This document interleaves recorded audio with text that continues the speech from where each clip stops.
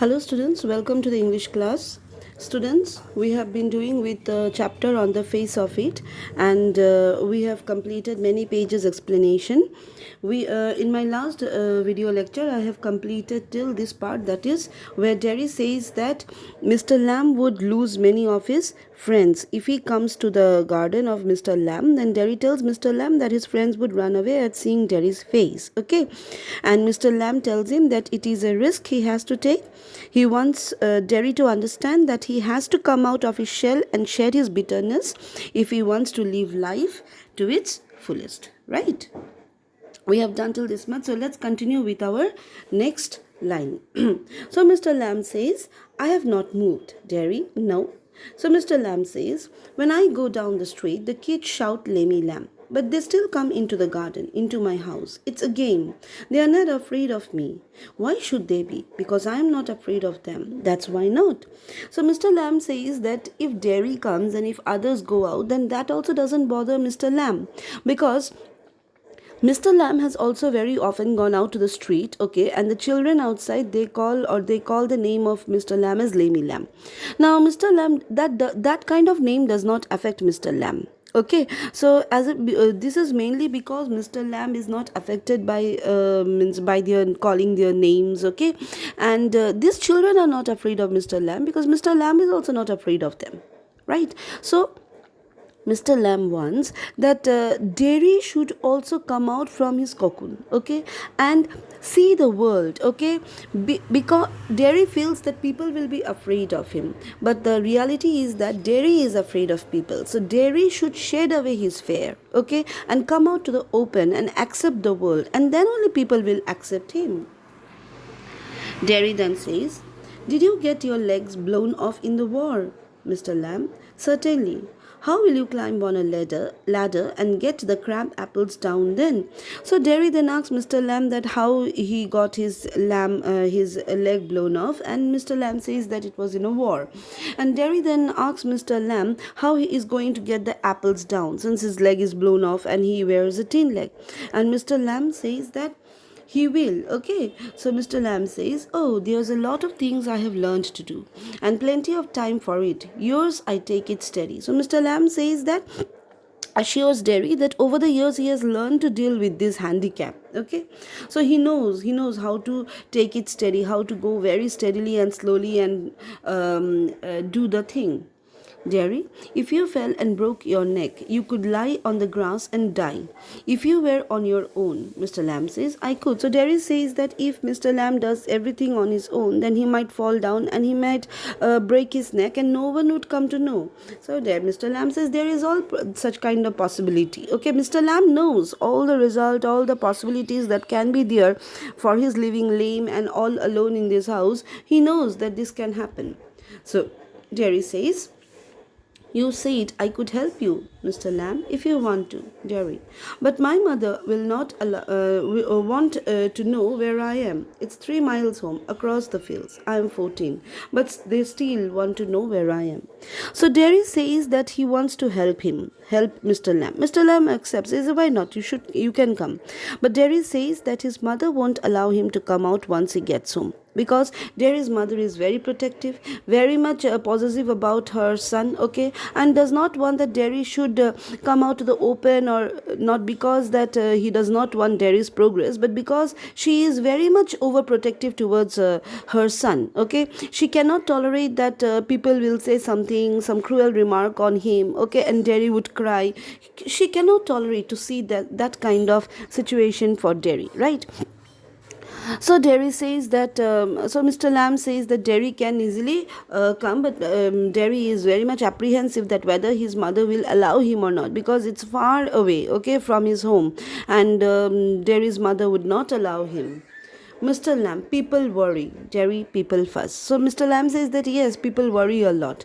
And Derry says that no, people fuss. Means he wants to say that his mother fuss on him. Okay, his mother is overprotective and try to protect her son like anything. Mr. Lamb then says, go back and tell them. So Mr. Lamb says that why don't you go back and tell them that you want to come here? Derry says it's 3 miles, means going there, again coming back, it will take time.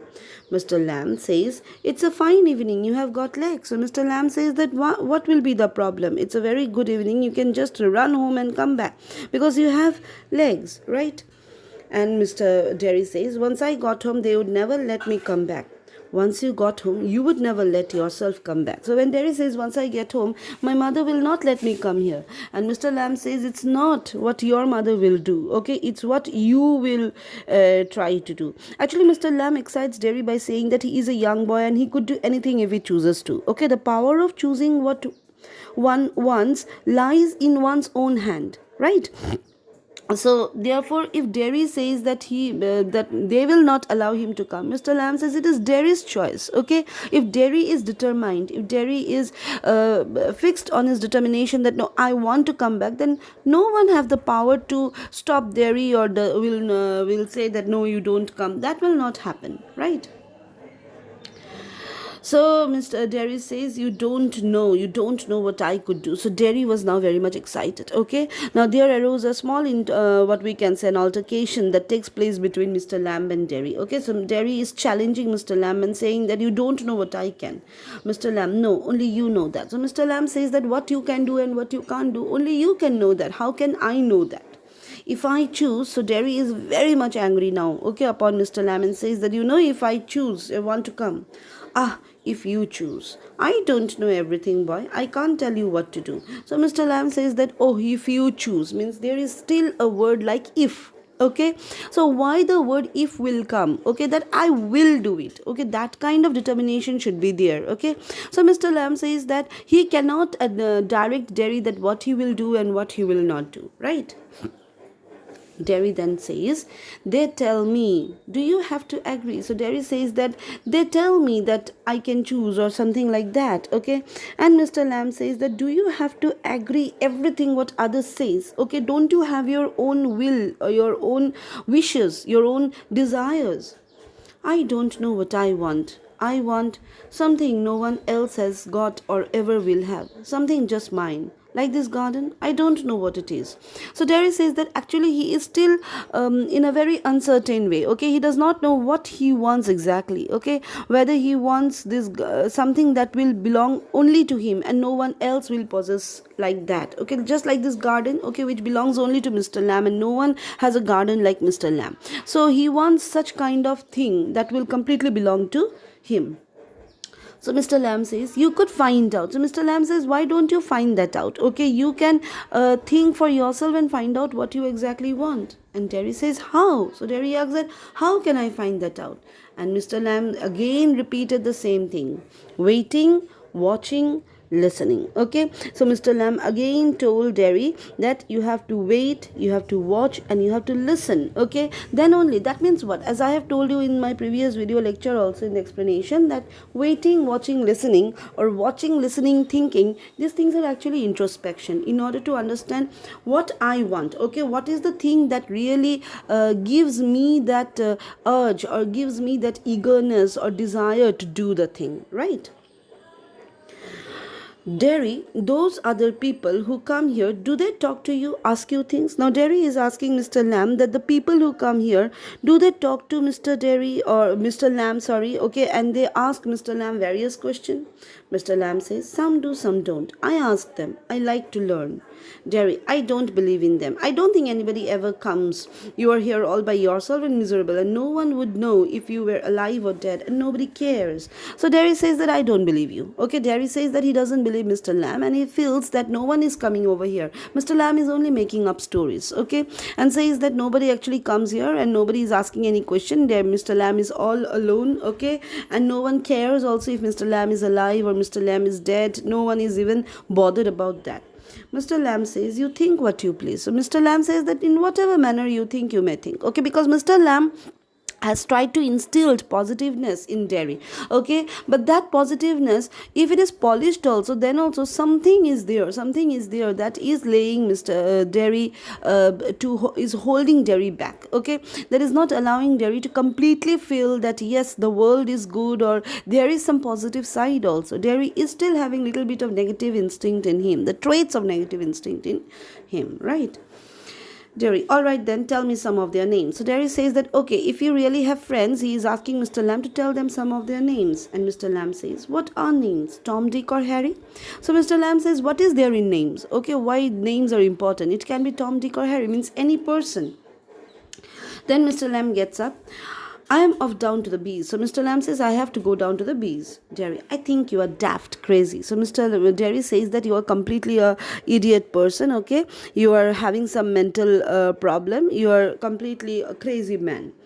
That's a good excuse. So Mr. Lamb says it's a very good excuse of not coming back here, because that's a very nice thing, okay? Because later on you will find that when Derry will be having a talk with with his mother, the same question will arise, okay? Whether Mr. Lamb is really a normal person or an abnormal person, whether he is mentally sick or not, okay? So this same thing is again being told here by Derry. So Mr. Lamb says it's a good excuse of not returning back here. And so Derry says, what for? You don't talk sense. So when Mr. Lamb says, that's a very good excuse of not coming here. So Mr. Lamb, Derry asks that, what kind of excuse, okay? Because you are not talking anything sensible. And Mr. Lamb says, good excuse not to come back, and you have got a burnt up face, and that's other people's excuse. So Mr. Lamb says that just because his burnt face is just an excuse, okay? Just like Mr. Lamb then says Derry that Derry doesn't have the guts to fight the odds, okay?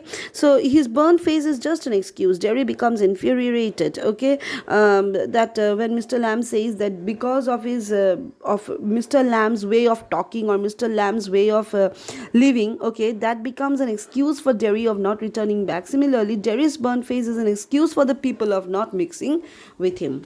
Derry becomes very angry, and Derry says, you are like the others. You like to say things like that. If you don't feel sorry for my face, you are frightened of it. And if you are not frightened, you think I am ugly as a devil. I am a devil, don't you? So he shouts, okay? So Derry gets very much angry and mocks the tin legs of Mr. Lamb, okay? And he says that Mr. Lamb is actually afraid of Derry, like other people also. And Mr. Lamb also thinks that Derry is an ugly looking boy, okay? That he looks like a devil, okay? And then he shouts at Mr. Lamb. Mr. Lamb does not reply. He just goes off towards his bees. Derry then very quietly says, no, you don't. I like it here. But Derry inside, he knows that actually he loves the place. He likes talking with Mr. Lamb, and he has been attracted towards this person.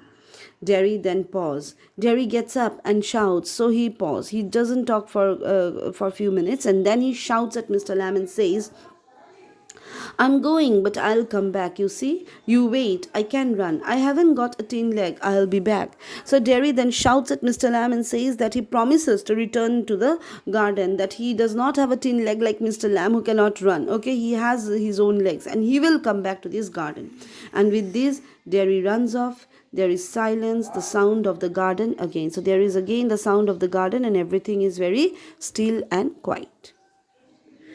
Students, I have explained today till this much, okay, because in the next part we are going to start with a new scene, okay, where we will find that how Derry is convincing his mother that he would be returning back, okay. So we have done till this much. Derry runs off, silence, the sound of the garden again. We have done till this much. In my next class, I will complete the chapter, the explanation of the chapter, and later on we will be discussing about some of the main parts of the chapter, main questions of the chapter, which has been repeatedly coming in the exam, in the board exam, okay. And of course few more things also we are going to discuss on this chapter, going on with some of the details, what we can say, some of the things which is really important for your exam. Please go through the video lectures, okay, all the previous video lecture and this lecture also. Mark out the lines which are doubtful to you, means you are not very much clear with the explanation, and you can clarify your doubts in the classroom. Thank you, students. Study well.